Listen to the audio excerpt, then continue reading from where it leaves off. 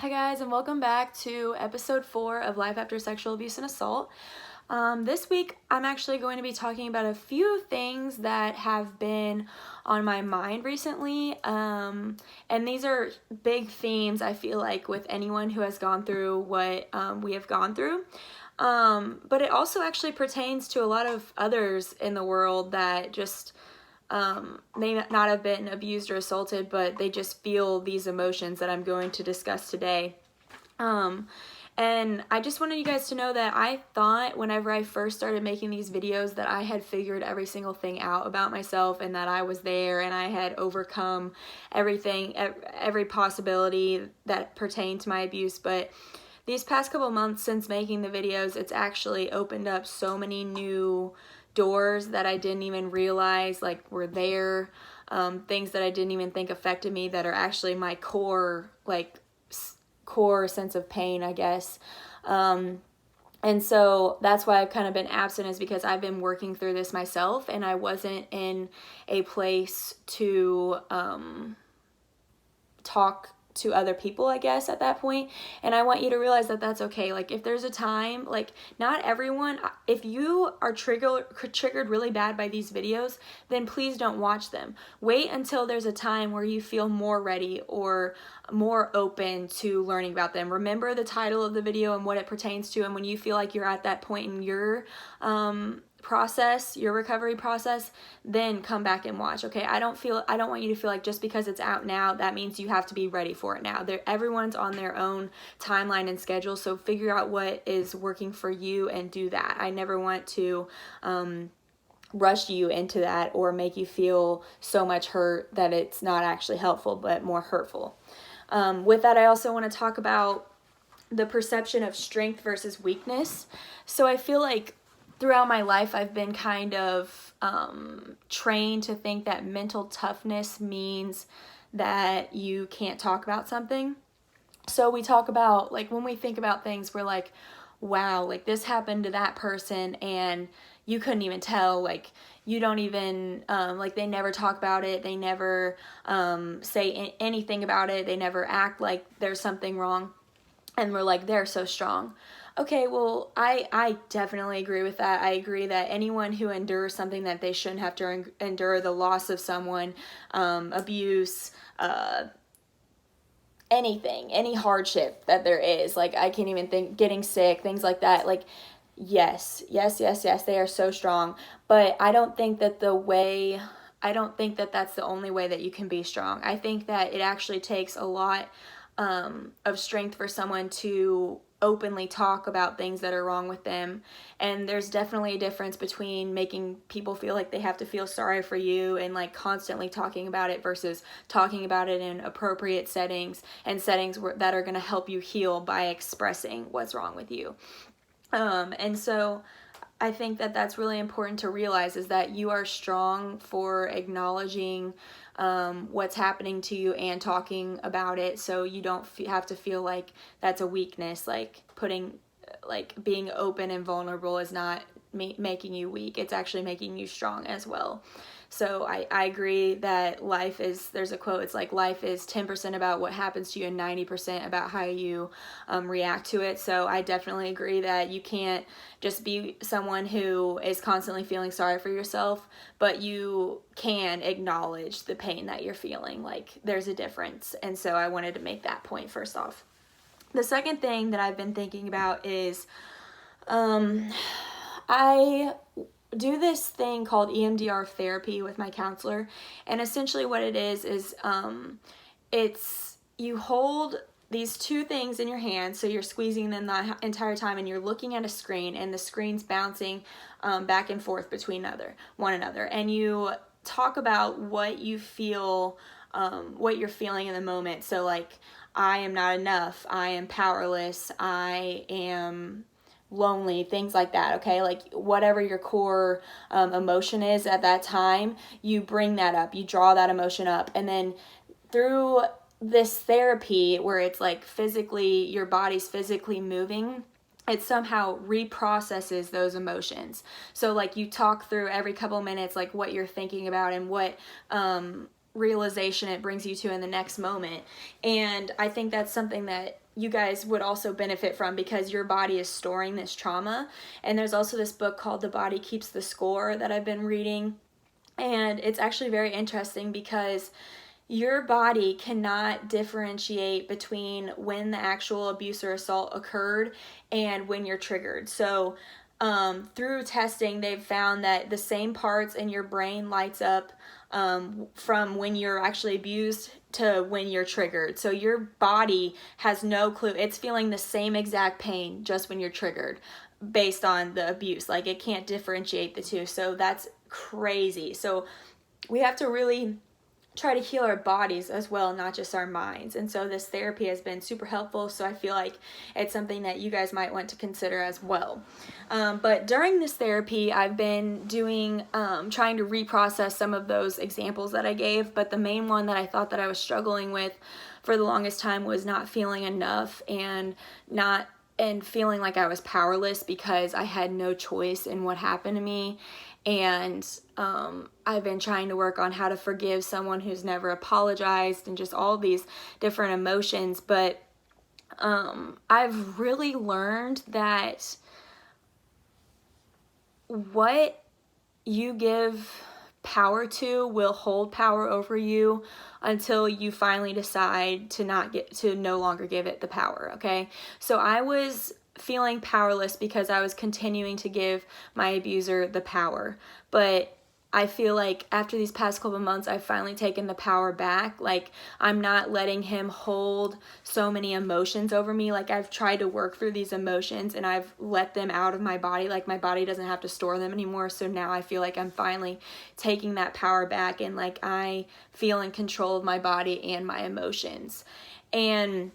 But it was really interesting because whenever we kept talking about power, it kept coming back to how I actually felt abandoned. And this is something that I never, like, the past 15 years of my life, like, I've never really realized that that's what I was feeling, because I'm like, wow, I have a lot of friends, I have a lot of family, like, how can I feel abandoned? But through this reprocessing, I realized that I have been feeling abandoned, and that's a huge topic that I kind of want to talk about this week. So, basically, I think I feel abandoned because my abuser was a great family friend, like I've stated in the past. Like, we were over there 24/7, said, I love you. Like, his wife was my babysitter growing up. His wife was my brother's godmother. Like, that's how close these people were. Like, his in-laws were my grandma and grandpa on tractor, and I walked down to their house every day. Every holiday is associated with them for my childhood. Like, they were literally part of my family. And so the first like guy that I loved, like male figure that I loved outside of my father, was this man who could look me in the eyes, tell me he loved me, and then hurt me and not feel a thing. And like, that's painful to know that you could give your love to someone and you could have the purest intentions, but they didn't care enough about you to care about how they made you feel and how they would make you feel for the rest of your life. And so whenever my parents found out that he was abusing me, like, we left the area and never spoke again. So it's like I lost these people that were supposed to be my family, and it was like he didn't even care. Obviously, he just cared about his own pleasure and he didn't care about how I felt. And I lost everyone else that I knew from the area at the same exact time because we moved, so it just felt like I was all alone. And then from there, I moved to a new town and I became really good friends with this guy. And then I think, I can't even remember which grade it was, 7th or 8th grade, like, we were best friends. And I thought that I began to grow more feelings for him than just friends. But it's not that simple whenever you've been abused. Like, your body has so many emotions, and I thought I was ready for something like that. But whenever he asked me out, I said yes because I wanted to date him, but my body was not there, and that's something that I will try to explain in the future, but this episode's it would take forever to explain. So essentially, I just got this overwhelming anxiety. Like, I just knew I couldn't. Like, I literally threw up because it was like the thought of having to be in a room alone with a guy and stuff. Like, I just had no trust subconsciously. I didn't know this at the moment, but that's how it was. And so I had to break up with him that same day because I was so sick. Like, I couldn't think about anything else other than how I didn't want to be in that relationship. And he was like the first person that I had kind of told from St. James, like, more in depth about what had happened to me. And I broke up with him in the same day. So obviously he was like, what the heck? Like, why would you do that to me? But I couldn't explain why I did it because I didn't know why my body was feeling this way, and I wasn't going to be like, you made me sick. Whenever it wasn't him at all, it was just like this trauma was coming out and I had never experienced it before. And so from there, like, he literally never looked at me the same again. Like, he never talked to me again, really. And so it was like I lost another best friend, another male in my life that I loved as a person, and like, he was fine without me. And then I had best friends in high school who they would come over on the weekends. Like, they were always with me. Like, these were my people. And then my body was finally ready. I don't know why, but like, there was a guy who asked me out who was one of my best friends, actually, again, and this was my junior year of high school. And like, for some reason I didn't throw up whenever I thought about him. Like, it was the first time in my life where I felt like I was actually normal and that I could be in a relationship with someone. And so I said yes to him, and my guy friends didn't necessarily get along with him. So from the time that I said I got a boyfriend, they went our entire relationship without speaking to me. The only times that they spoke to me was whenever they were telling me that I was the only person in the school not invited to the party, or whenever they came up with a rumor that I cheated on my boyfriend when that's the last thing I would ever do, or whenever they would tweet about me, about what ugly clothes I was wearing that day or stuff like that, just kind of like a bullying situation. And it was hard because like, I knew they loved me deep down, and I knew, and like, I obviously loved them, but like, in those times, they hated me. I felt like they hated me, and I was starting to build up so much resentment to them because I literally had no one besides my boyfriend left, because like, my only friends that I had left me again. And so it was like, all of these people were telling me they loved me, but they didn't care if I wasn't in their life. Like, they didn't care if they would hurt me and leave. And then my boyfriend, we were high schoolers, you know, so you know how that is. Like, I just had never been able to date someone before, so I like put everything I had into that relationship, and I was just loving him.